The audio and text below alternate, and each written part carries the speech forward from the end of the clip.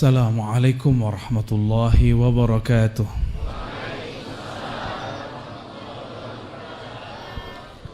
Alhamdulillahilladzi an'amana bini'amil islami wal imani wal ihsan. Asyhadu an la ilaha illallah wahdahu la syarika lah. Wa asyhadu anna Muhammadan abduhu wa rasuluh. Allahumma salli ala sayyidina Muhammad wa ala alihi wal mahdi khalifatihi wa sallim. Allahumma inna natawajjahu ilaika binabiyyika nabiyyina Muhammad ya sayyidana ya Rasulullah, inna natawajjahu bika ila rabbina fashfa' fina fa'awsilna ila rabbina fa'awsilna ila rabbina fa'awsil kulla salikin كل من قال لا إله إلا الله بحقك عند ربك يا سيدي يا أبتي يا أبانا يا أبا أرواحنا يا سيدنا يا رسول الله. الفاتحة. أعوذ بالله من الشيطان.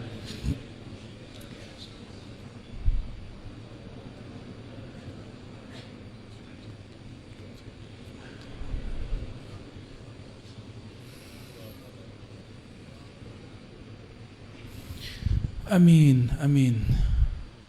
Alhamdulillah Rabbil Alamin. Puji syukur kepada Allah. Laulahu ma'arafnahu, laulahu ma kulna la ilaha illahu, laulahu ma ta'abbadnahu wa ma sallayna ilaih. Segala puji milik Allah Subhanahu wa ta'ala. Pujian kepada mursyid, pujian kepada guru, tiadalah lebur, semuanya masuk dalam puji kepada baginda Rasul. Baginda Rasul sallallahu alaihi wasallam ialah yang disebut dalam surat Alhamdulillahi Rabbil. Alhamdu itu adalah Rasulullah. Jadi ketika orang baca Alhamdu, pujian, siapakah yang paling pantas memuji Allah? Siapakah yang pujiannya langsung tembus kepada Allah? Maka alif lam di alhamdu itu disebut alif lam kamaliyah, kamalul hamdi.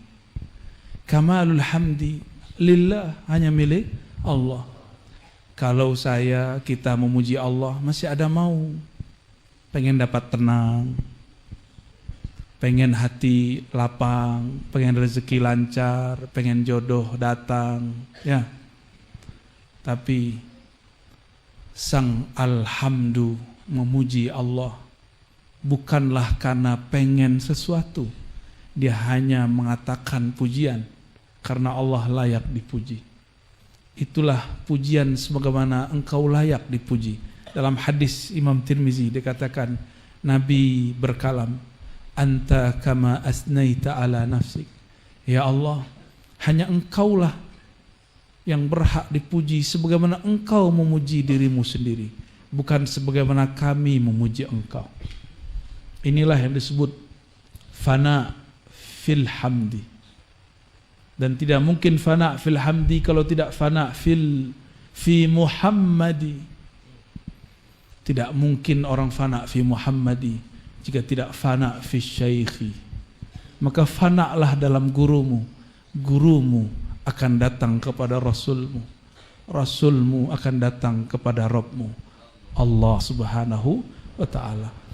Maka wajib bagi seorang salik, bukan sunat. Sunat itu dalam fikih, berselawat kepada Rasulullah. Kullama dzukira ismuh, setiap disebut namanya.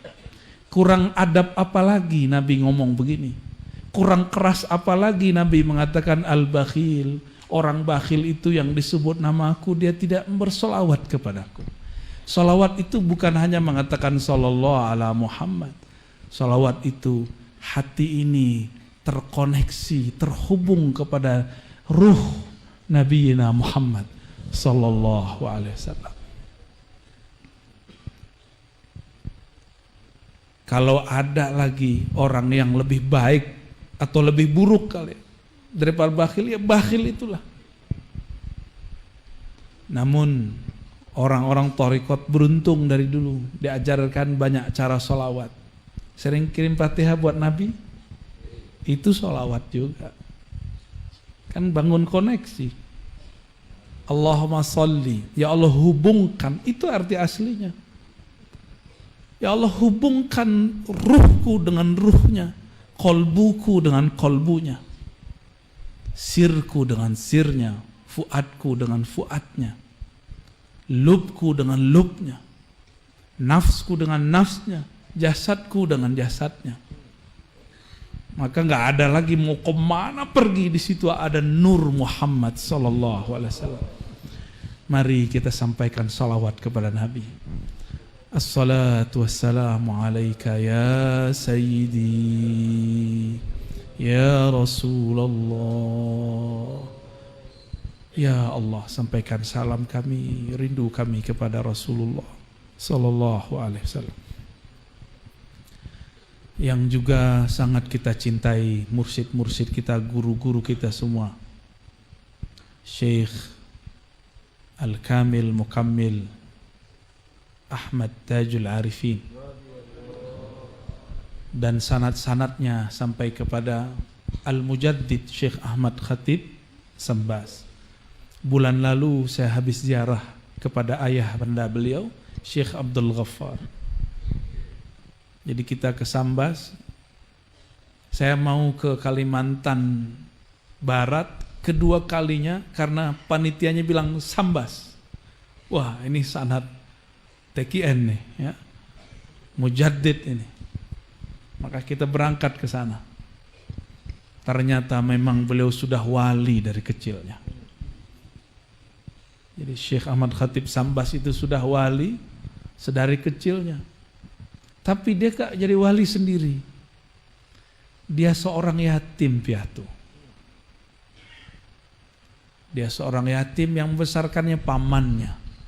Berkah doa pamannya itulah dia disertakan dalam usul kepada Allah Subhanahu wa taala sebelum dia dewasa. Mang wali itu kalau Allah mau ada yang kecil, ada yang dewasa, ada yang badung dulu, ada yang mantan wali. Ngeri. Mantan wali itu mengerikan. Ada yang di sidang wali, dia tetap wali. Nah, itu mending. Kayak Sayyidina Al-Hallaj. Itu wali yang disidang oleh wali. Tapi dia gak pernah dipecat. Karena yang terjadi pada dirinya hak. Kalau kita kan hak. Sampai gak tahan mengudut ya. Gak apa-apa ya. Semoga keluarga dalam pengersa Umi diberkahi oleh Allah dan ruhaniyah Abah Zazen. Mata'allahu fi tilkal awalim wa rafa'a darajata wa raqahu ila a'lal iliyyin ma'a asyuhada wal arifin. Amin ya rabbal alamin. Begitu juga sahabat saya, saudara saya Kiai Haji, saya manggilnya Ajengan aja lah ya, lebih enak. Ajengan Aang gitu. Agak bandel dikit soalnya bahasanya, agak seneng nyebutnya. Ya, kalau ada Kiai Begajulan, ini Kiai apa nih? Ke motoran. Orang motoran nyampe nggak jelas, ini motoran pada tawasulan. Alhamdulillah ya, ada juga model begini. Kan ada lagi yang motoran tapi bidah-bidahin kita ya enggak? Tahu lah orangnya. Biker apa? Oh berarti ajengan Naam biker bid'ah. Oh wajib. Yang antum makruh. Muka-muka makruh. Waktu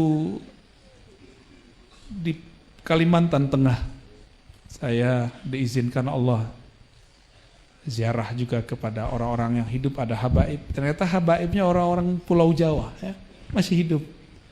Ngasih hadiah kitab yang Syekhnya sudah datang juga ke sini, Syekh Fadil, mentahqiq kitab Sayyidi Syekh Al-Qutub Rabbani, Syekh Abdul Qadir Jailani. Ini pesan dari Nabi Allah Khidir. Kalau nyebut nama Syekh Abdul Qadir, tambahkan Al-Qutub Ar-Rabbani. Kalau enggak yang datang bisa jadi korinnya, atau syaitannya, atau jin yang menyerupainya. Mending kayak Ajengan Aang, kalau mimpi dites sama dia dalam mimpi. Serius. Oh, ini baru Qadiriyah asli ini. Jadi orang kalau sudah torikohnya para aulia, dalam mimpi pun dia sadar. Dalam mimpi pun dia bisa ngetes.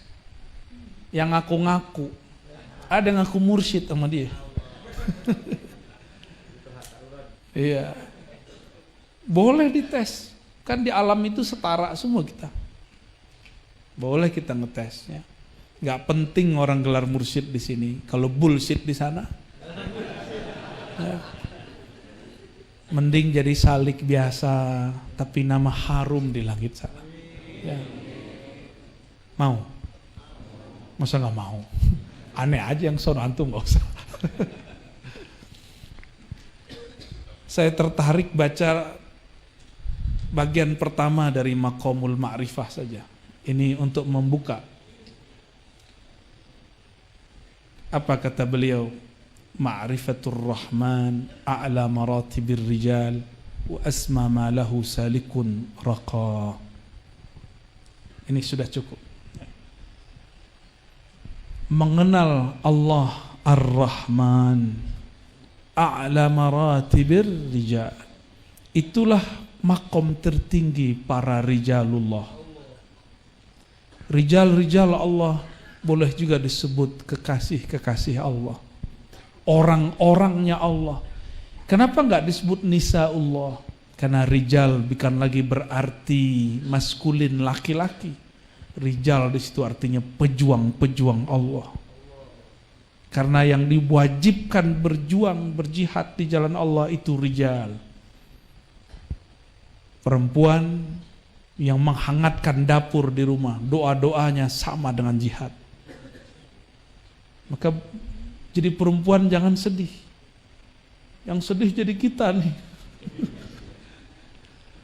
Ada sahabat Hanzalah, baru malam pertama ada perintah berjihad. Karena dia rijal, dia langsung mengatakan ke istrinya, "Dek, izinkan abang berangkat." Istrinya juga wali Allah. Jika ini panggilan Allah dan Rasulnya, aku relakan abang kembali kepadanya. Kembalilah Hanzalah, belum sempat mandi wajib. Maka ia dimandikan oleh Sayyidina Jibril.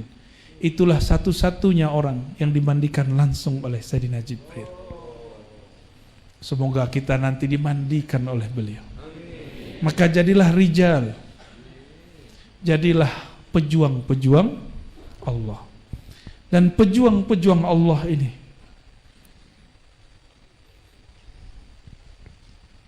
di dalam dirinya hanya ada ma'rifatur Rahman. Jika dadanya dibelah, tidak ada kecuali nama Allah. Allah, Allah, gak ada lagi. Makanya mereka kalau berbicara kata-katanya berat. Karena kolbunya lebih berat dari langit dan bumi. Inilah kalam Sayyidina Musa yang tadinya hampir sempat meremehkan kalimat yang antum baca dari tadi pagi sore. La ilaha illallah. Masih ingat hadisnya yang sering dibaca oleh para ajengan kita. Nabi Musa mengatakan, "Ya Rabb, khususkan aku dengan satu wirid." Lalu Allah mengatakan, "Qul la ilaha illallah." Ya Rabb, khususani. Ini diketahui juga oleh orang awam, dijauhi orang khawas. Aku pengen yang khawasul khawas. Ternyata para nabi, para wali itu selalu pengen punya cara yang tidak diketahui oleh wali yang lain. Maka wali itu punya sir dia, punya asrar dia, bainahu wa baina rabbih, yang tidak mungkin dia ifsya dia sebarkan. Walhasil Allah kemudian menegur Nabi Musa. Hei Musa, itu kalimah jika kau timbang dengan langit bumi masih lebih berat. La ilaha. Jadi lafaz Allah dibuang la ilaha illa, maka isbatlah Allah. Itu sebabnya di akhirnya kita zikir khafi. Inilah yang diajarkan oleh Maulana Syekh Ahmad Khatib Sambas. Supaya kolbu itu berat, maka perhatikan mursyid-mursyid yang berzikir khafi. Kalam-kalamnya berat. Namun ingat, jika kolbu belum dibersihkan dari penyakit-penyakitnya, jika di dalamnya ada penyakit kibir sombong, penyakit yang dulu pernah ada pada Thariqat Azaziliyah, masih ingat? Tahun lalu ya? Itu Thariqat keren banget namanya. Ada di Mu'tabarah enggak tuh Ajungan? Enggak ada katanya. Itu sanadnya bisa pendek, bisa panjang itu. Bisa buat sendiri. Thariqat Azaziliyah itu kullama zada dzikr, kullama zada dzikru zadal kibru. Itu enggak ada di kitab manapun itu. Itu Thariqat Ma'rifat Azaziliyah. Antum boleh tulis itu. Ini perbedaan Thariqat Al-Qadiriyah dengan Azaziliyah. Kullama zada dzikru zada al-kibru. Kalamnya belum turun barusan ya. Habis tawasulan ke Nabi, tawajuh dikit ngelihat iblis. Ternyata ada kalimat ini di kolbunya. Setiap tambah zikir, tambah kibir. Sama-sama ro. Ro itu bahasa Arab, itu ujungnya nar. Tapi az-zikr ujungnya nur. Kibir ujungnya nar. Bolak-balik di situ aja. Maka ciri-cirinya setiap kali tambah zikir, tambah merasa thariqat saya paling tinggi. Mursyid saya paling kamil mukamil. Hati-hati. Yang lebih parah dianya. Di sini nggak ada yang kasyaf, saya doang. Ini terjadi. Kasyaf itu mainan. Kayak bocah-bocah main-main mobil-mobilan. Itu bukan mobil, baru mobilan. Ya nggak nyampe-nyampe kalau dipakai. Gimana caranya berangkat pakai mobil-mobilan? Ya. Tadi kami telat.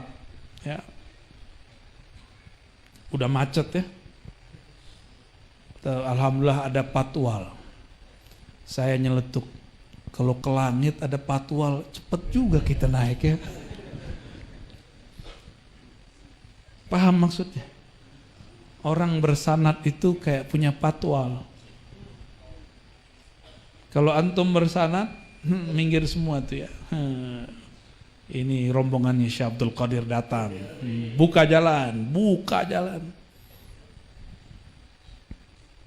Kalau masih salik, kalau masih murid, tetap dibuka. Cuma ada yang jumawa saat dipatwalin. Lihat kita, ada yang patwalin, yang lain gak ada. Ada juga begitu. Keren juga thariqat kita ya. Gitu ngomongnya. Seperti orang yang bangga dia dipatwal. Dia gak sadar saat dia dipatwal ada orang yang harus minggir. Jika gak penting-penting amat jangan ambil. Ini terjadi banyak. Baru cuma dipatwal udah merasa dirinya sesuatu. Jadi kita jalan tol pun ke langit belum selamat. Karena kebanyakan zikir-zikir kita semua baru pada taraf mukasyafah. Mukasyafah hanya tembus sampai ke kolbu. Itu pun kalau tinggi ya. Sampai ke kolbu udah hebat, rata-rata baru di nafsiyah. Maka latifah yang 7 itu belum tentu latifahnya kolbu. Siapa tahu itu kolbunya kolbu nafs, kolbunya jiwa.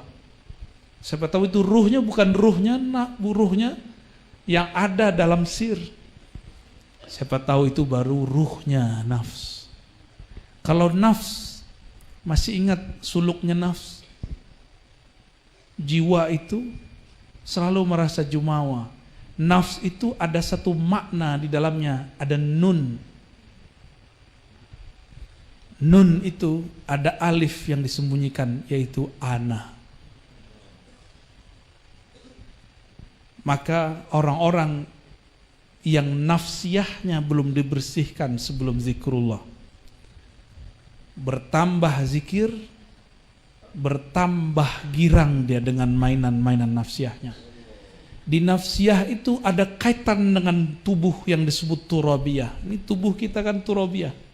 Jisim ini namanya jisim turabiyah. Sedangkan jin disebut jisim nariyah. Malaikat punya jisim juga disebut jisim nuriyah. Yang paling sempurna dan lengkap itu jisim kita, jisim turabiyah. Karena turabiyah ini baru berbentuk seperti tubuh kita setelah dicampur-campur dari semua anasir. Jika dulu anasir disebutkan 4, apa aja 4 itu? Air, api, avatar. Bid'ah bener ente. Kita bukan torikot avatariyah kita ya gak? Oh gitu, oh iya. Aneh pengen diajak terbang ah. Iya ya. Kok baru kepikiran kita? Beda ini aja, beda ukuran badan. Yang ono kurus ya ini keres. Jadi anasirnya apa aja? Api, air, tanah, angin. Tapi ini semua baru jadi itu dengan lafaz kun. Kun ini ada 2. Kun kata ahli huruf kamaliyatun nur atau kamaliyatun nar. Maka mursyid terbagi 2. Ada mursyid yang membawa nur, ada mursyid yang membawa nar.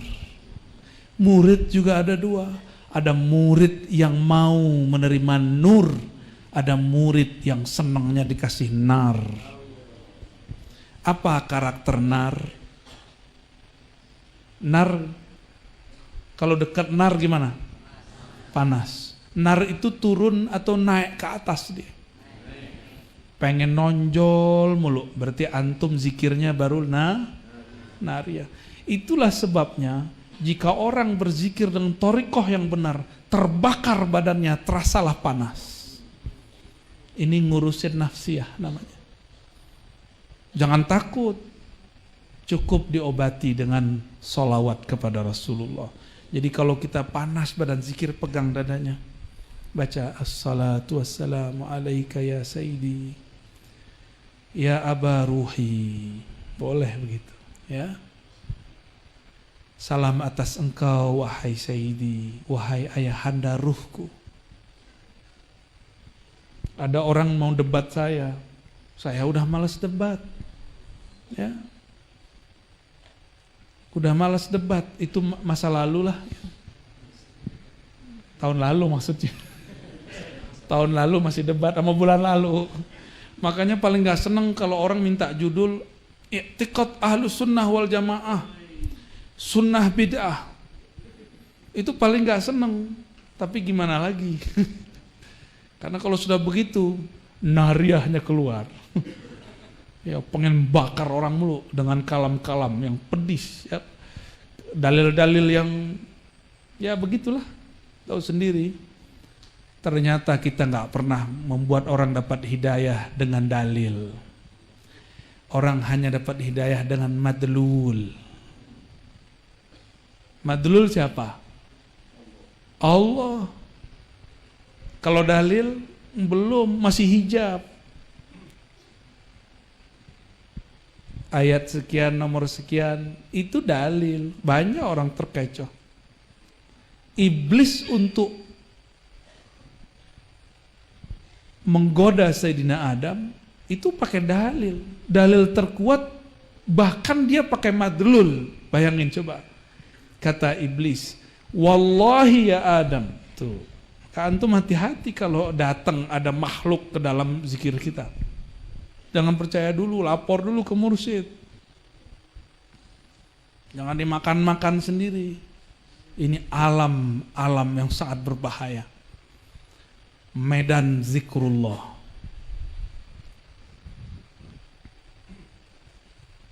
Kalau itu terjadi, di-keep, disimpan, gak usah diceritakan.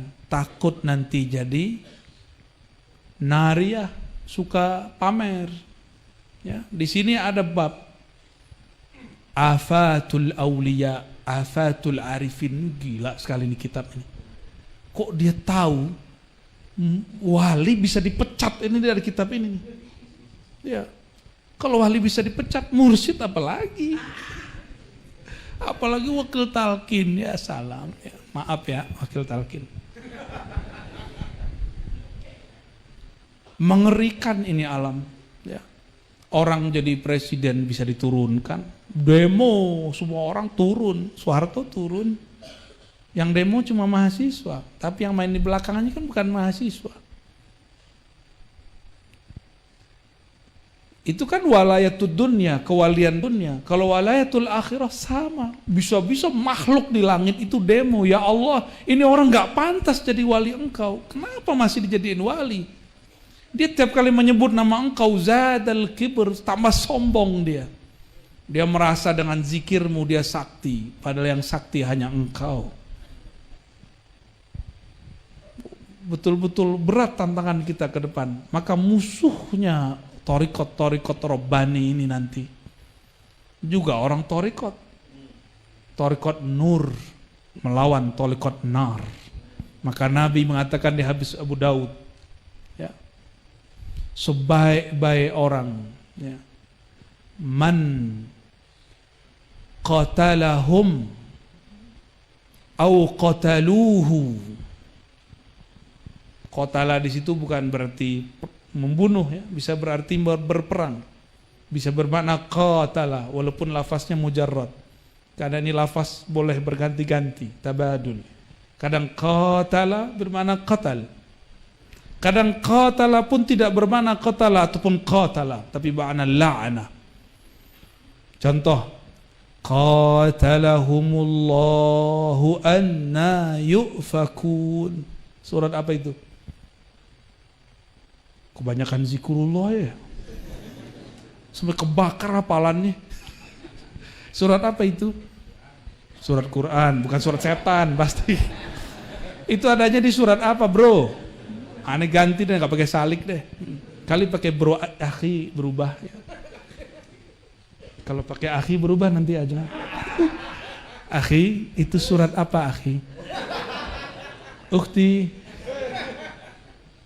Qatalahumullahu anna yufakun. Itu di surat apa itu?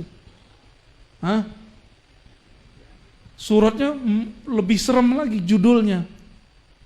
Al-Munafiqun. Antum surat Munafikunnya doang hafal ya? Bolehlah. Qatala bukan bermakna berperang. Allah enggak layak untuk disebutkan kata perang pada dirinya, karena dia maha kuasa, semua alam ini tunduk kepadanya. Maka qatala berarti la'ana, ya. Begitu juga kata qatala mujarrad bisa bermakna la'ana. Sebaik-baik kaum yang qatalahum, yang menyerang mereka, yang melawan mereka, au qataluhu, atau diserang, dilaknat mereka. Ya. Udah disesatkan orang belum? Udah belum? Antum gak sah jadi wali kalau belum disesatkan orang. Minimal jadi salik dulu lah ya. Udah disebut gila belum? Belum. Disebutnya apa? Kok kamu teriak-teriak gitu aja ya? Apa tuh? Tuhanmu tuli, begituin ya? Kalau ada orang nanya begitu jawabnya gimana? Yang tuli bukan Allah, yang tuli hati saya. Kita merendah saja depan dia. Gak usah emosi, itu ujian kiber. Jadi ujian ini bukan ketika zikir terus rasa sombong datang, enggak. Allah kirim orang untuk ngetes. Di kolbumu ada kiber atau di kolbumu ada Allah Al-Kabir. Ada orang nanya, kok Allah kan maha mendengar, maha melihat, maha dekat, ngapain kamu zikir keras-keras? Emang gak bisa zikir diam-diam aja gitu? Ya, pengennya kan begitu kan? Jangan-jangan nih ada yang mantan nih yang bertanya begitu nih. Ada beberapa wajah sih ya, kita lihat. Ya, jidatnya berbicara begitu soalnya. Kebaca deh gitu ya. Jawabannya gimana? Itu tes emosi, kita nih kunnya nar atau kunnya nur. Jika ada orang yang lagi gelap hatinya, kita terangi atau kita bakar. Kan dia lagi gelap itu hatinya. Gelap itu bisa lihat sesuatu enggak? Maka tidak bisa melihat sesuatu, kita sebut jahilun. Orang yang jahil tidak tahu jalan. Buta dia jalannya. Kalau begini, kita bimbing dia. Membimbing orang enggak mesti dengan mengajarinya, tapi bisa dengan merendahkan diri kita. Bisa dengan melembutkan hati kita. Cukup katakan, wahai Tuan, wahai saudaraku. Kalau orang-orang di sinetron lama itu kemana? Kisana. Sana. Wahai Tuan, yang tuli itu bukan Robku, bukan Robmu. Yang tuli itu aku. Ntar kan dia mikir-mikir. Orang pakai kopiahan, pegang tasbih masih bilang dirinya tuli. Terus abdi kumaha. Wah, lolos gak? Bahaya nih kalau lolos. Gak balik-balik ntar deh.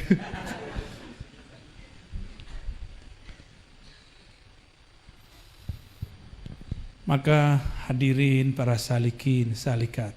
Kita ini dalam kitab Al-Ghunyah disebut murid. Tapi jangan lama-lama jadi murid. Harus segera jadi murad. Kenapa guru kita menurunkan satu kalimat ilahi anta maksudi? Supaya para murid ini naik pangkat, naik kelas jadi murad. Zikirnya tetap la ilaha illallah 165. Di Jakarta ada menara 165.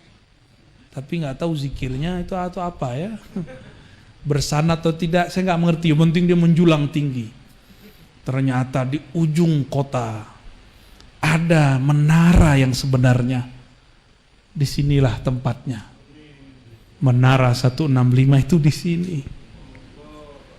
Dari tadi awal saya datang, ya Allah, ini kayak Ramadan tiap hari rasanya.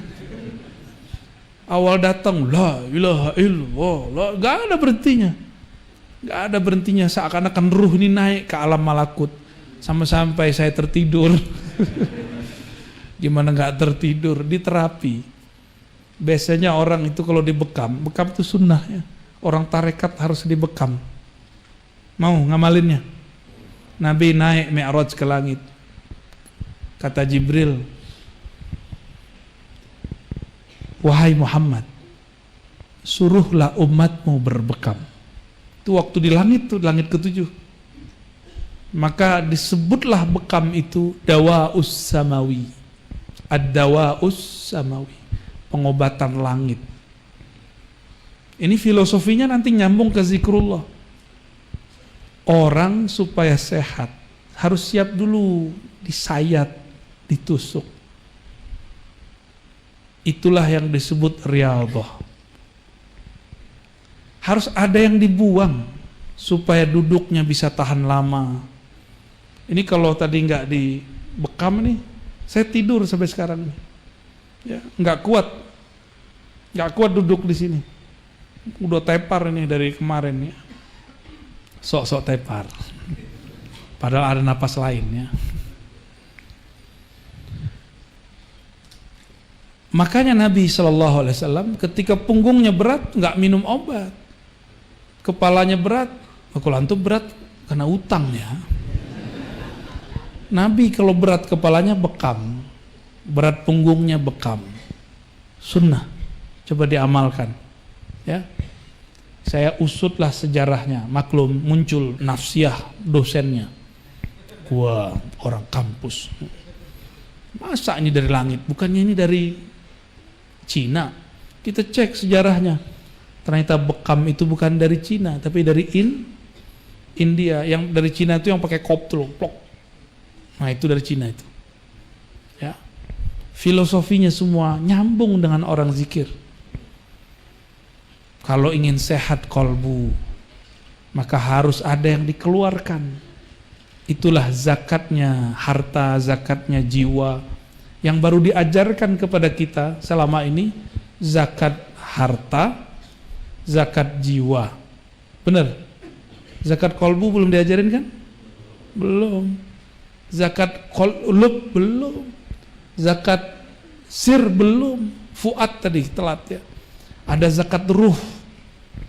Ada zakatnya semua itu. Karena zakat berarti meningkat. Supaya meningkat maka penghalangnya harus dibuang. Tadi ya jangan cerita sama saya. Beliau kalau ada cerita asik semua. Emang tukang dongeng sih ya. Ketika cerita, sampailah cerita di hari-hari awal-awal Abah Jajen ya. Qadasallahu sirrahu wafat. Tahun hari keberapa tuh? Jangan yang antum jatuh 35 jatuh udah kayak orang stroke, kayaknya emang stroke beneran sih ya. Tapi barokah orang zikrullah, kesadarannya walaupun jatuh tidak hilang. Tiba-tiba dapat apa tadi, gunting, ditancepin ke pembuluh darahnya, muncrat darah, baru bisa gerak. Emang begitu. Supaya harta itu ngalir sehat, bagi hartanya. Supaya la ilaha illallahnya tembus ke kolbu, maka kolbu ini harus siap korban. Apa yang dikorbankan? Nafsiyahnya. Karena penghalang seseorang dari kolbunya adalah dirinya sendiri, itu nafsnya. Ini yang paling berat. Maka la ilaha, jangan bayangkan tepekong, berhala, itu mah kejauhan. Ilah itu ananiyah dalam dirimu, kedirian engkau. Engkau yang merasa membaca, engkau yang merasa bertorikot, engkau yang merasa bermursyid, bahkan engkau yang merasa mursyid atau wakil talqin, engkau yang merasa kolektor ijazah. Ada kolektor ijazah sini? Bolehlah ya. Emang laku ijazah di langit? Tidak laku. Kalau nggak masuk nama kita ke dalam kolbu Nabi, kita nggak terima di langit. Hatta Nabi Muhammad SAW, nama Muhammad kan banyak. Naik ke langit, ditanya oleh Khazinus Sama, Man ma'ak? Hei Jibril, di belakangmu siapa? Bersama kamu siapa? Itu Muhammad. Muhammad yang mana? Masih naik protokoler biasa. Karena masih bawa jasad. Nabi Muhammad pasti pakai jasad. Kata Sayyidina Jibril, qad bu'itha ilaih. Itu Muhammad yang dapat bi'tsah. Langsung merinding Khazinul Jannah. Dia kan sholawat kepada Rasulullah. Oh, ini yang saya tunggu-tunggu. Silakan lewat. Jalan masuk. Maka kalau kita belum punya nama ruh, wafat sudahlah guru kita, zikir tidak banyak, maka yang bisa mengangkat itu salawat kepada Sang Muhammad sallallahu alaihi wasallam. Maka thariqat salawat itu thariqat mustaqil. Kalau saya menyebutnya ini thariqat azaliyah, bukan azazil. Azazil pakai ain, ini thariqat azaliyah. Apa dalilnya? Innallaha wa malaikatahu yusalluna 'alan nabi. Itu aja dulu. Sesungguhnya Allah. Allah itu hadis atau qadim? Hadis atau qadim? Dicipta atau mencipta? Apa yang dimaksud qadim? Man la yasbiquhul adamu, yang tidak pernah tidak ada, yang ada sebelum kata ada, bahkan ada sebelum kata tiada, bahkan ada sebelum orang yang tahu istilah ada. Ribet kan? Emang ribet kalau belajar sifat 20. Maka lebih enak belajar la ilaha. Itu lucu itu kitab ya. Kitab, saya kan pengajar kitab As-Sanusiyah itu, Dusuki. Capek-capek debat kolal Mu'tazilah, kolal Jabariyah, kolaki, laki, lukula, kala, sampai udah jadi Dracula kita baca kitab. Di ujung kata mu'alif, semua yang saya jelaskan itu terkumpul cuma dalam 2 kalimat. Sedih saya baca kitab ini. Di prank, oh ntar marah nih Syekh Sanusi. Sorry Syekh Sanusi, umat akhir zaman disebut ikhwan ya. Bolehlah ngomong begini ya. Apa kata beliau? Semua yang saya jelaskan itu terkumpul dalam kalimat 2 aja. La ilaha illallah Muhammadur Rasulullah. Tapi beliau pun tidak memberikan kaifiatnya. Begitu adabnya. Padahal Imam Sanusi ini imam wali Allah. Pangkatnya sampai kepada kutub.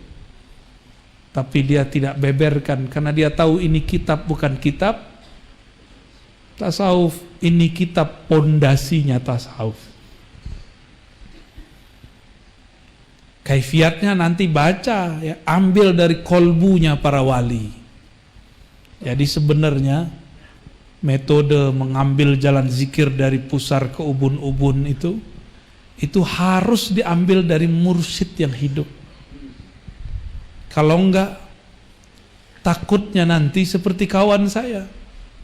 Dulu di kampung kami ada thariqat Samaniyah. Samaniyah ini gabungan Khalwatiyah dan Qadiriyah. Jadi Qadiri juga. Zikirnya sama seperti zikirnya Abah Anom, persis sama. Abah Anom itu kan bahasa Sunda. Kalau kami bahasakan ke bahasa Arab, Syekh As-Saghir ya, atau ya Syekh muda lah.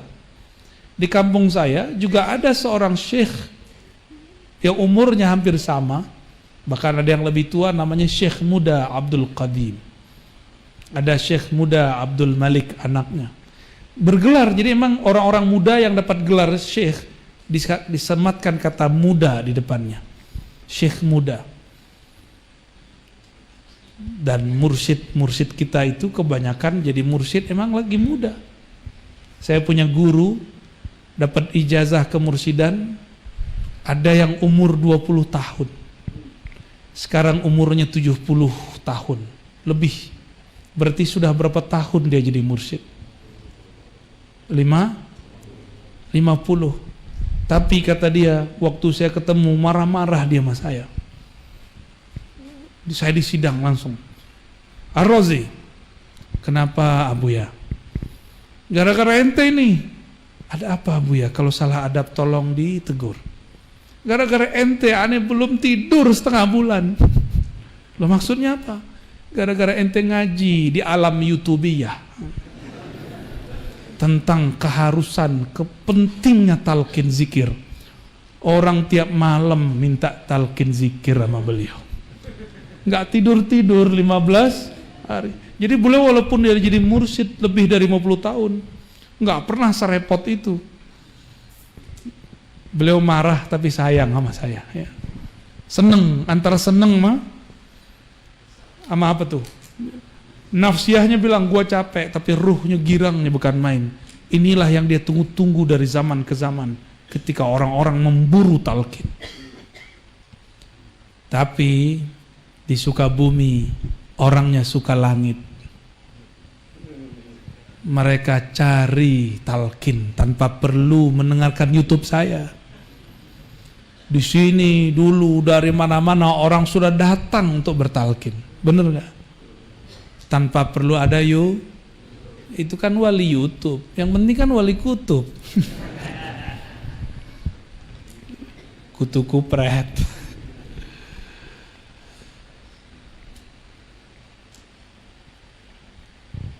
Ketika kita baca la ilaha illallah, saat itulah kedirian ini dibakar. Kalau dia emang susah, bakar aja. Kalau terbakar, makanya ada orang teriak. Kalau cuma la ilaha illallah, ya kadang dia ngikut-ngikut aja tuh ya. Ini apa sih rasanya? Jadi ada orang yang menuhankan rasa. Menuhankan rasa. Rasa jadi berhala. Emang kalau nggak dapat rasa nggak mau zikir ente?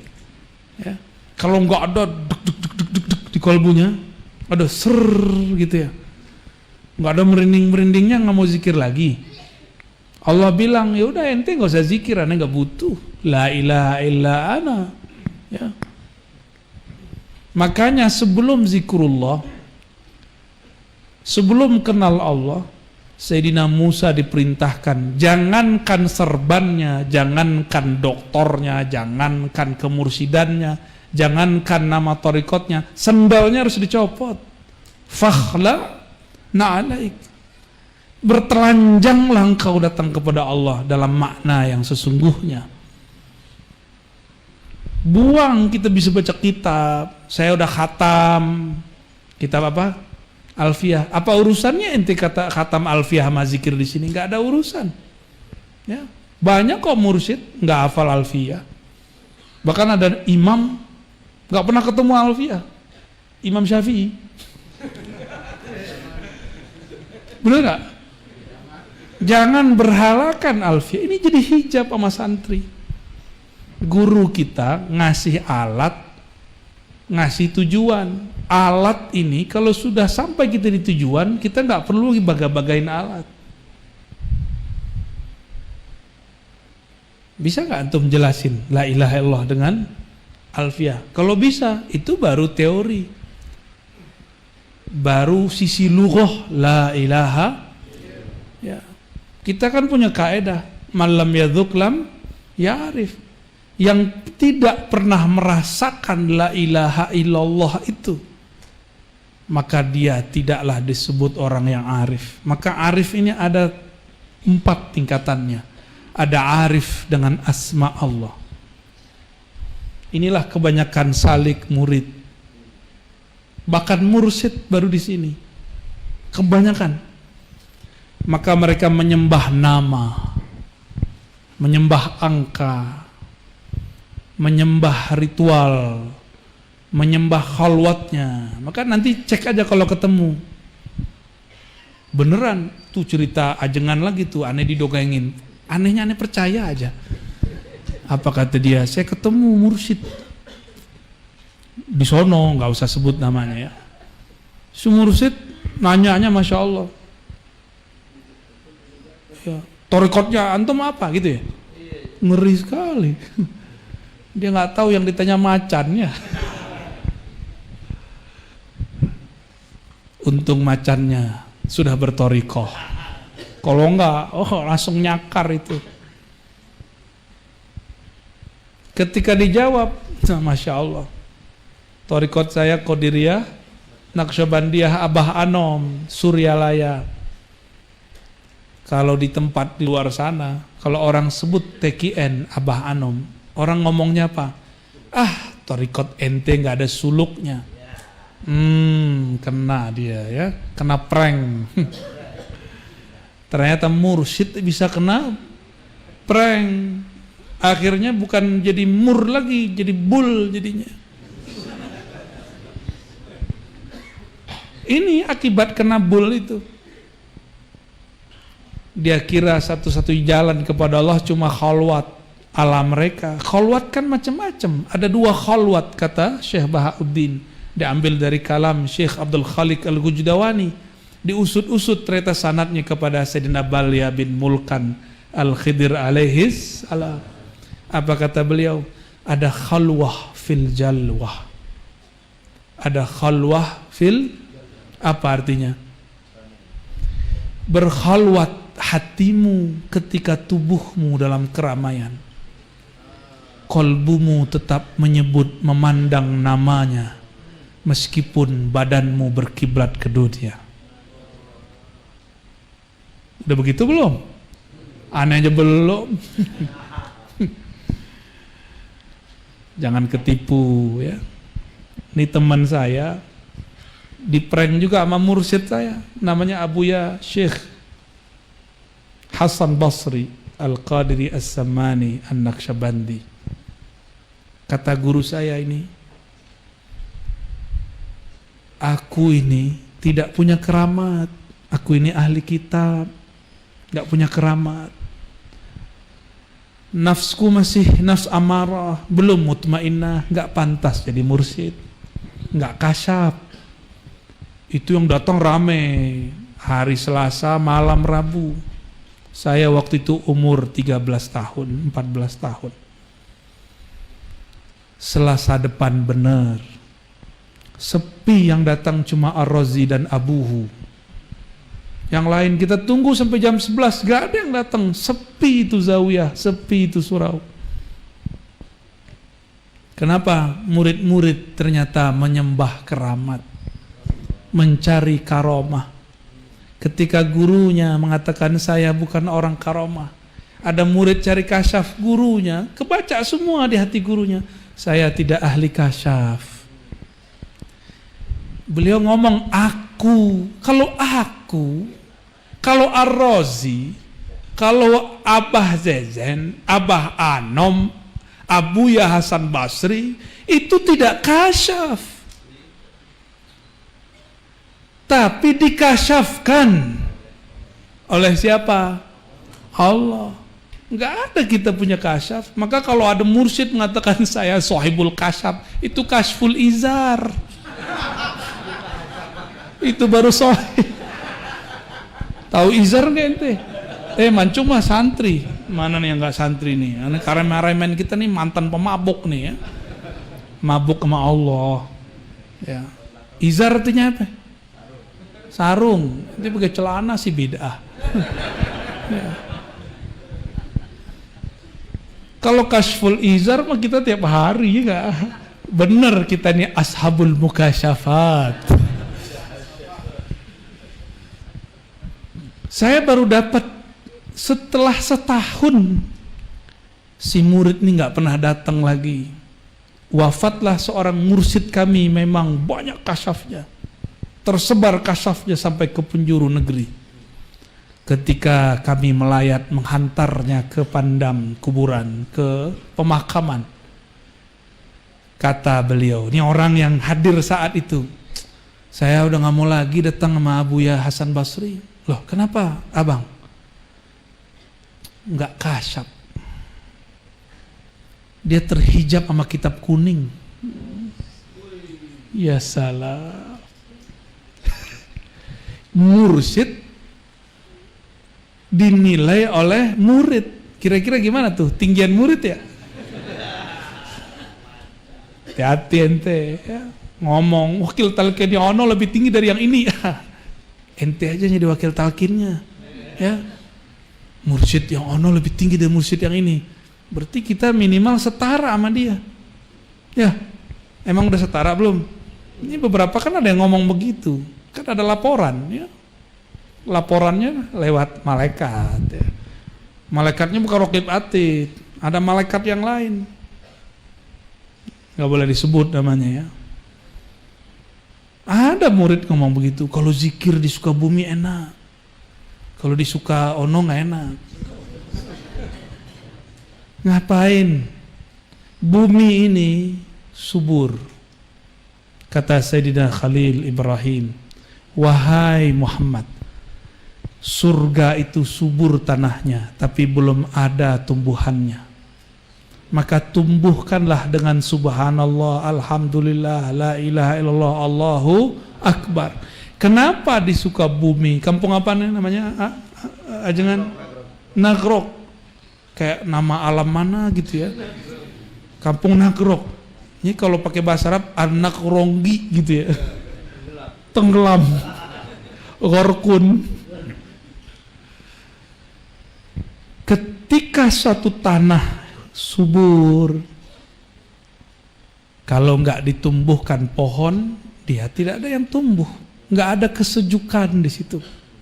Kenapa zikir di tempat ini sejuk? Karena ada yang rajin menanam. Ada yang dititipkan lahan, dia tanam terus, ditanam terus. Tumbuhlah, bukan di ladangnya tanah, tapi di ladang kolbunya murid. Makanya murid setiap kali datang kayak merasa dipupuk. Tumbuh lagi, tumbuh lagi.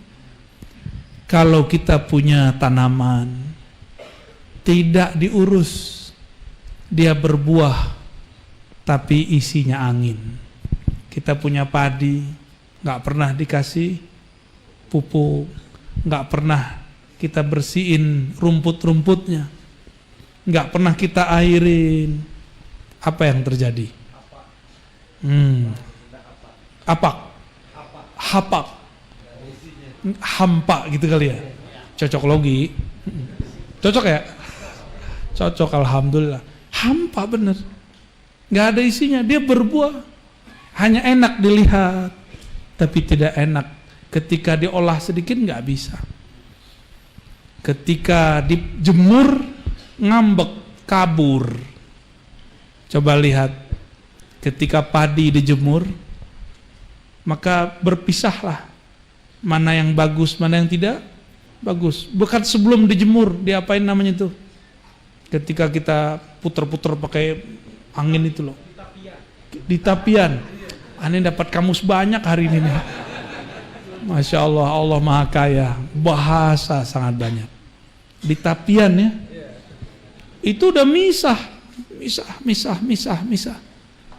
Itu kan guru itu dia putar-putar, itu kincir anginnya, tapian ya, untuk mengaduk-aduk murid. Si murid ini ketipu nggak dengan kalamnya, tersinggung nggak dengan ikhwannya, baper nggak dalam khidmahnya. Katanya mau khidmah, tapi nggak mau berkorban perasaan. Ente harus korban perasaan kalau khidmah. Jangankan perasaan, kita bahkan korban waktu bersama anak istri. Korban waktu bahkan bersama diri kita sendiri. Hak tubuh untuk tidur pun dikurangi kalau khidmah. Bahkan diri kita ini pengen dihormati, pun kita bakar semua itu. Kita malah menghormati orang. Itu puncak khidmah. Puncak khidmah ayyakuna salik abdan khalisan mukhlisan. Itulah makom khidmah tertinggi. Inilah makom Sayyidina Anas. Sayyidina Anas tidak pernah minta digaji. Dia khidmah setiap hari. Tapi karena ibunya sangat pengertian. Ibunya yang datang, ya Rasulullah, anakku sudah khidmah hampir 10 tahun. Dia sangat tulus cinta kepada engkau. Mohon gajinya nggak usah dikasih, apapun nggak usah diberi, minta doa aja wahai Rasulullah. Nabi kalau doa yang aminin selangit bumi, kira-kira gimana? Antum kalau doa sekamarnya belum tentu diaminkanlah. Apa doanya Nabiuna Muhammad SAW? Allahumma aksir malahu wa auladahu waghfir lahu wa adkhilhul jannah. Ya Allah, ampuni Anas bin Malik, banyakkan anak keturunannya, berarti banyak juga harimnya, berat. Dan yang ketiga, ampuni dia, masukkan dia ke surga. Adakah doa gaji yang lebih hebat dari 3 ini? Dijamin doa di dunia, dijamin dicintai oleh lawan jenisnya dan banyak anak-anaknya, dijamin masuk surga. Ada gaji lebih tinggi dari itu. Maka semua orang khidmah akan berada di belakang barisan Sayyidina Anas, Sayyidul Khadimin, Sayyidul Khuddam, Sayyidnya para pelayan Rasulullah. Kita ini niat kita begini cuma melayani Rasulullah sallallahu alaihi wasallam. Kita melayani orang semuanya karena melayani Rasulullah sallallahu alaihi wasallam. Enggak ada lebih. Kita berharap doa itu juga mengalir pada kita semua. Maka jika ingin hidup berkah dunia akhirat, berkah bukan banyak fulus, bukan. Berkah ketika sang pemberi berkah memandang kepada kita. Sekali Allah memandang engkau, Dia selama-lamanya memandangmu. Mau jadi badung, mau jadi apa, Allah tetap pandang dia. Mau dia nakal, ditarik oleh Allah SWT. Mau diganggu syaitan 70.000 syaitan, akan diselamatkan oleh Allah kalau Allah sudah pandang. Dan orang khidmah itu, dia punya dua senjata dalam dirinya. Pertama, al-yaqin bila syak. Yakin yang tak ada sedikit pun syak kepada gurunya, kepada guru dari gurunya, bahkan sayyidul muallimin wal mursyidin, Sayyidina Nabi sallallahu alaihi wasallam. Tapi kata Nabi, dinukil di kitab-kitab ini, ujiannya orang beriman di dunia adalah zalazil, bukan zalazil bumi, zalazil nafsiyah, goncangan jiwa. Itu lebih berat, goncangan sehingga kita berpikir, apakah benar ini thariqat kepada Allah? Goncangan ini terjadi pada Sayyidina Umar. Sayyidina Umar berkata, ketika beliau hendak menang sampai di kampungnya, lagi girang mau usul ke kampungnya, tiba-tiba ditahan kafir Quraisy. Nabi pun mengalah meskipun benar. Apa kata Sayyidina Umar? Ahakun dinuna arasulun anta. Apakah benar agama ini? Apakah benar engkau seorang rasul? Itu goncangan besar pada Sayyidina Umar. Nanti ketika kita berjuang, berkhidmah, tiba-tiba ada rasa itu muncul. Benar gak ini nih? Ya, nyambung gak sih ini? Ada perasaan itu gelisah. Kegelisahan ini asyaddu min azabin nar. Maka orang-orang di dunia yang berjuang, azabnya didahulukan, yaitu azab nafsiyahnya.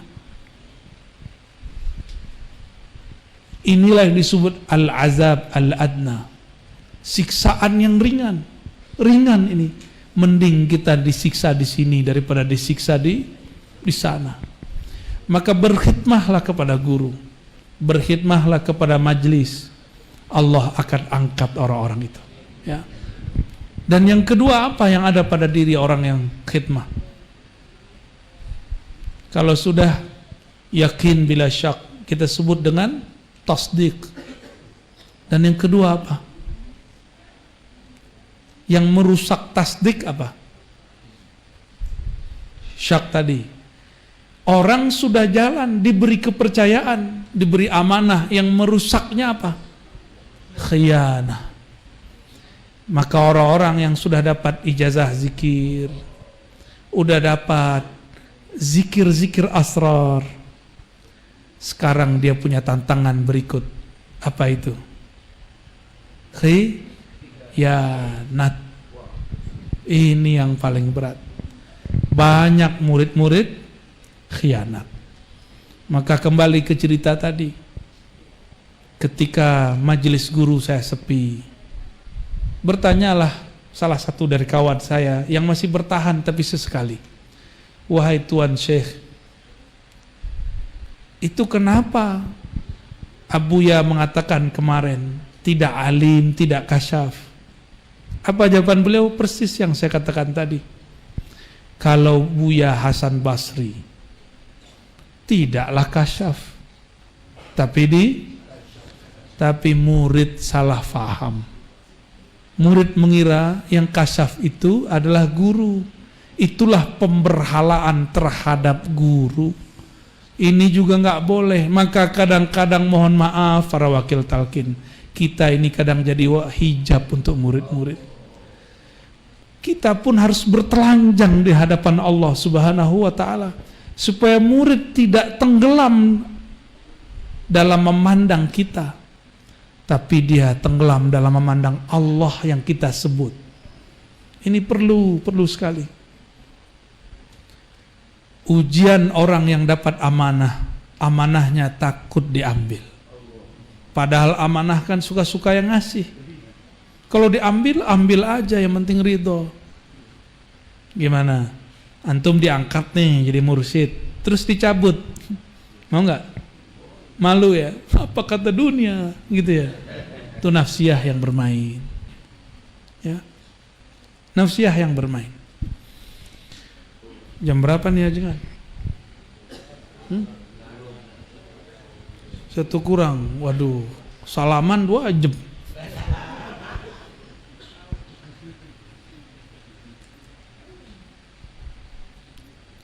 Ada satu yang bakal kita hidupkan nanti.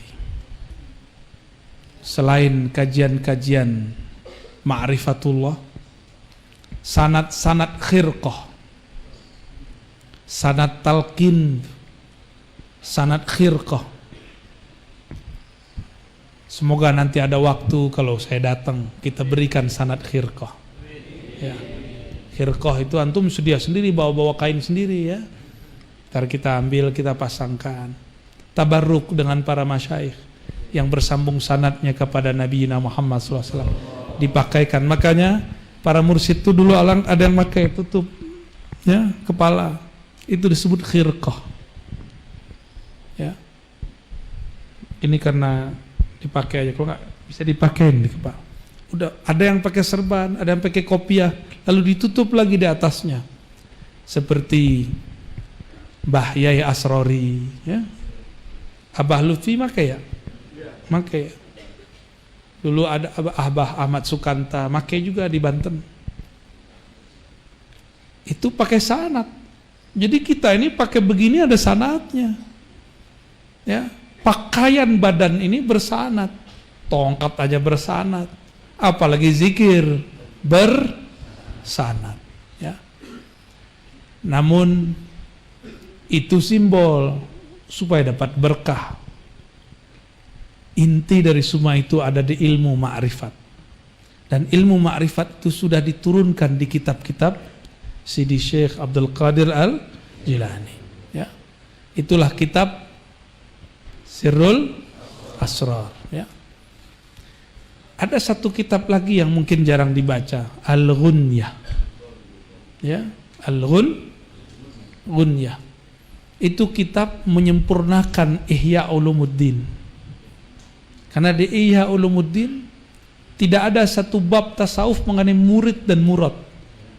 Ya, murid dan murad. Murid itu yang masih menganggap dirinya lah yang menjemput hidayah. Kalau murad, dia memandang hidayah ini adalah tarikan dari Allah, Al-Hadi, sang pemberi hidayah. Maka orang-orang yang murad mau zikir hambar, mau zikir enak, mau zikir bergetar, tidak bergetar, yang penting zikir. Karena yang dizikirkan sudah bersama.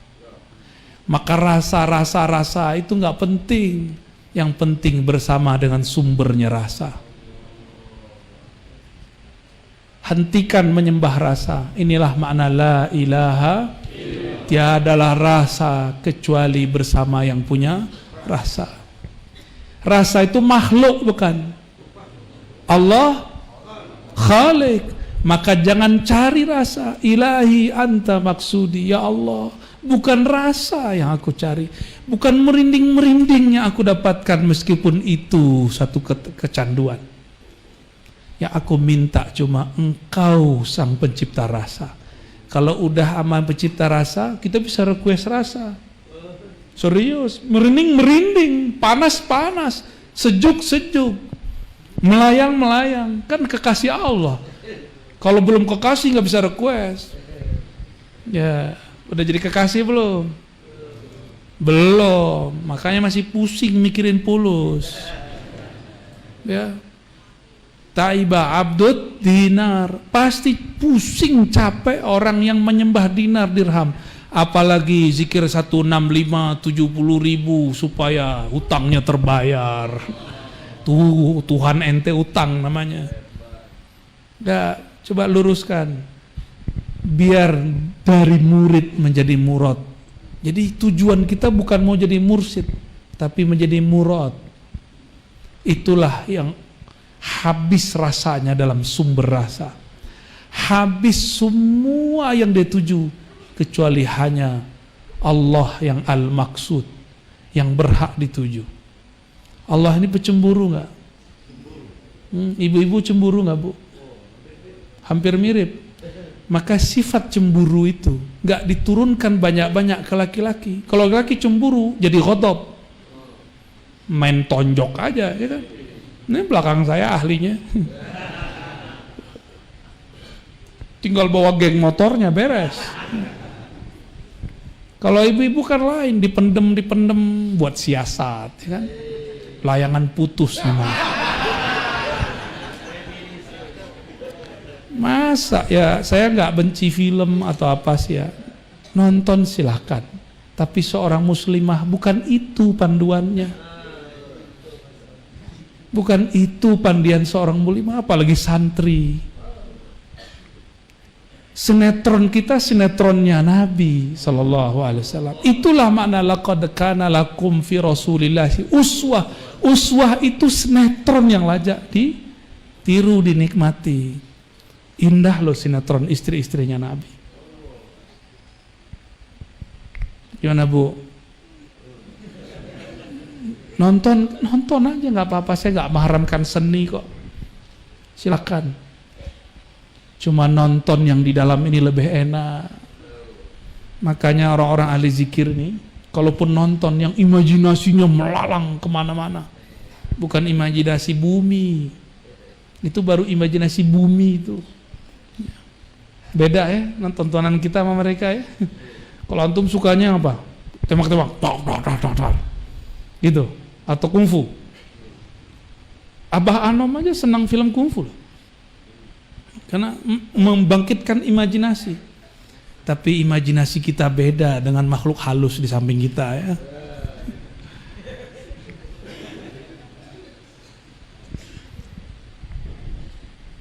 La ilaha. Kalau orang la ilaha illallah berumah tangga, pasangannya bukanlah berhala. Pasangannya bukanlah sesuatu yang dia ingin kuasai. Dia leburkan cintanya dalam cinta Allah. Ya Allah, ini istriku, ini suamiku. Aku serahkan cintaku kepada Engkau. Maka jadikanlah cintaku ini ya Allah, cinta yang Engkau bimbing. Maka kalau orang rumah tangga begini, setengkar-tengkarnya balik, sekacau-kacaunya nanti akan akur.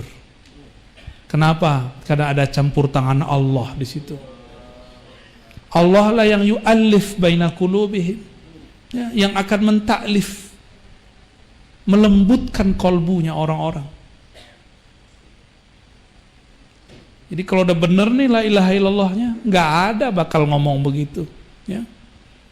Cemburu yang berlebihan, nggak bakal ada. Keinginan ingin menguasai, enggak. Kita ini milik Allah. Sama laki-laki. Ini kan lucu. Nabi Ibrahim, Nabi Muhammad, budak jadi istri. Kalau yang depan saya nggak tahu nih istri jadi budak kali ya. Beda ya. Maka ikhwan fillah, semua ikhwan, para salikin, salikat, muridin, muridat, benarkan la ilaha illallah, habiskan ananiah kita, habiskan cemburu, cinta, rasa, bahkan habiskan gelar, habiskan pintar, habiskan kitab dalam kalimat la ilaha, habis semuanya illallah, barulah berdiri kalimatullah di dalam diri. Barulah benar izzah itu milik Allah, milik Allah. Inilah yang disebut uzkurullah. Ingatlah Allah, la'allakum tuflihun. Semoga kalian beruntung. Orang-orang inilah yang beruntung. Jika Allah sudah bertahta dalam jiwa, Allah sudah menatap nama, oh ada namaku dalam dirinya, Allah tidak tega kalau kolbu ini tersusahkan sedikit oleh harta. Sama jika ada seorang kekasih Allah diganggu oleh hamba-hamba yang lain, Allah tidak akan biarkan si hamba sekasih ini diganggu. Man adali waliyan faqad azantuhu bil harb. Ganggu ahli zikirku, aku makar kepadamu. Hatta pasangannya bisa begitu, hatta tetangganya, dia nggak perlu turun tangan, Allah yang turun tangan. Jadi kita nggak perlu serang-serang orang pakai hizib, nggak perlu serang orang pakai tahlil, baca la ilaha illallah tembak, itu nggak perlu, ya. Itu norak begituan. Wali itu nggak perlu nembak, Allah yang jaga dia. Kalau kita masih jaga diri kita dengan kalimah akan berakhir dengan kebisuan. Ada yang bisa baca tahlil 165 setiap saat? Coba lagi kerja aja lepas kok, lagi nyetir aja lepas kok. Maka bergantung ta'alluq dengan asma, kalimah dan lafaz, itu adamul wusul, nggak nyampe-nyampe. Maka saya tutup kajian ini dengan satu kalimat, la ilaha illallah. Habiskan la ilaha, tersisalah illallah. La ilaha itu nafi, illallah itu isbat. Kemukakan isbat, Allahu la ilaha illa hu. Putuskan dengan hu, karena hu itu adalah sir dari kata Allahu. Hu itu ketika dirimu hilang, ketika duniamu habis, yang ada hanya Dia yang berdiri sendiri. Kul hu, ketika sudah hu baru ada Allah. Ketika ada Allah barulah terasa ahadiyah di dalam diri, baru disebut ahlu tauhid yang hakiki. Semoga bermanfaat, ya. Semoga bedah kalimah la ilaha illallahnya terasa, karena inilah oleh Rasulullah, oleh wali-wali Allah. Kita yang bukan siapa-siapa cukup menikmatinya. Nas'alullaha bila ilaha illallah ayusabbita qulubana. Kita meminta dengan keagungan la ilaha illallah untuk menetapkan jiwa kita. Ya Allah, qalbu kami kosong, qalbu kami hampa, jiwa kami rusak, pikiran kami kotor, nafsu kami besar, nafsu kami tidak terkendali. Tapi Engkau ya Allah maha menguasai. Engkaulah Rabbul Alamin. Engkaulah penguasa jiwa kami. Engkau yang menguasai kolbu kami. Engkau jualah yang dapat memasukkan kalimah itu kepada kami. Fa'inna ya mu'in, fa'inna ya mu'in, fa'inna ya mu'in ala zikrika. Maka bantulah kami wahai yang maha membantu. Tolonglah kami wahai yang maha menolong. Bukakanlah bagi kami wahai yang maha membuka. Mudahkanlah bagi kami wahai yang maha memudahkan. Ringankan kalimah yang lebih berat dari langit dan bumi ini masuk ke dalam kolbu kami, sehingga lisan ini yang susah membacanya menjadi ringan membacanya. Kolbu ini yang kosong dipenuhi hanya nama Engkau.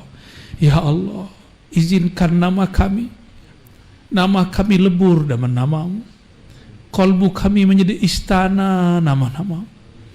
Istana subhanallah, istana alhamdulillah, istana Allahu akbar, istana la ilaha illallah, istana la haula wa la quwata illa billah.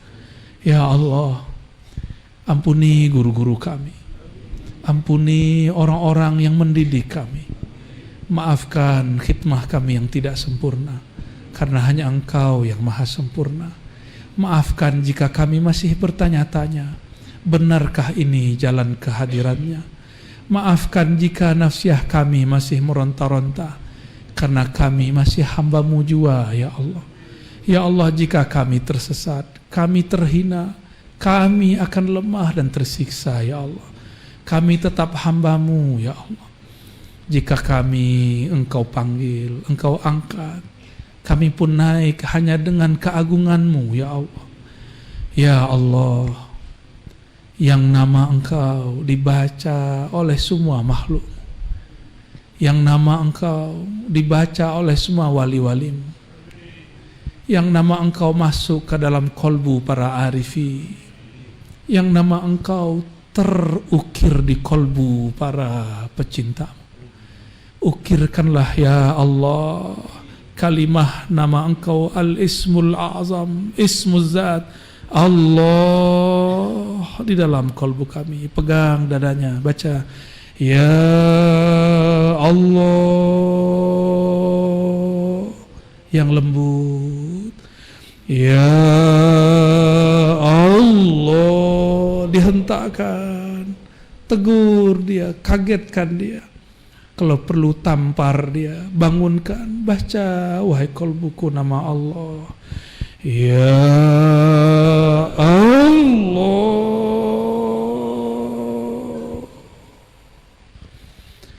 Ahad Ahmad Muhammad Al-Mahdi. Al-Fatihah. A'udzubillah.